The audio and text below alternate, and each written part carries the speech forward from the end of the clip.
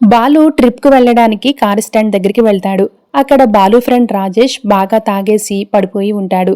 రాజేష్ని లేపడానికి బాలు ప్రయత్నిస్తాడు. అయితే రాజేష్ తాగిన మత్తులో ఏదేదో మాట్లాడతాడు. డబ్బు లేకపోతే బతకడం వేస్ట్ అన్నట్లుగా మాట్లాడతాడు. అయితే బాలు నీళ్లు కొట్టు మరీ రాజేష్ని లేపుతాడు. అయినా మత్తు వదలకపోతే లాగిపెట్టి ఒక్కటి పీగుతాడు.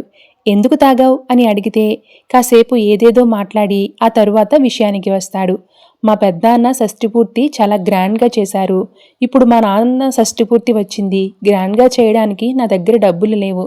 మనలాంటి డ్రైవర్లకు ఆశ పుట్టినంత ఈజీగా డబ్బు పుట్టదు. చాలామందిని అడిగాను, ఎవ్వరూ ఇవ్వలేదు. చిన్నప్పటి నుంచి మా నాన్న చాలా కష్టపడి పెంచాడు. ఆయనకి గుర్తుండిపోయేలాగా ఏదో ఒకటి చేయాలని అనుకున్నాను. కానీ చేయలేకపోతున్నాను. నగలు కూడా బ్యాంక్లోనే ఉన్నాయి అని రాజేష్ తన బాధ మొత్తం చెప్తూ ఉంటాడు.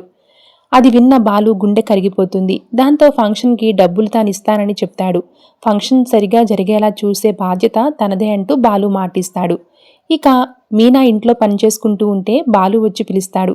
ఏంటి అని మీనా అడిగితే రాజేష్కి వచ్చిన కష్టం మొత్తం చెప్తూ ఉంటాడు.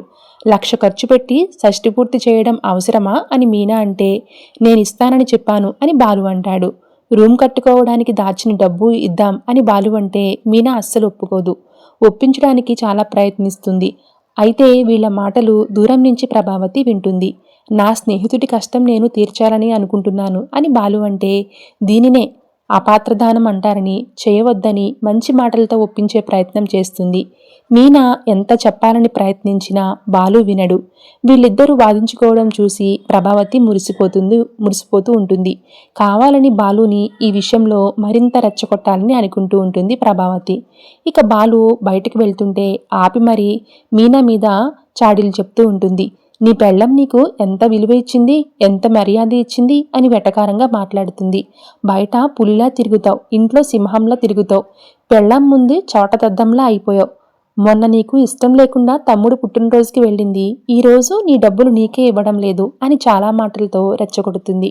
కానీ బాలు ఆ మాటలను పెద్దగా పట్టించుకోకుండా మా సమస్య మేం చూసుకుంటాం అని చెప్పేసి అక్కడి నుంచి వెళ్ళిపోతాడు. Thanks for watching.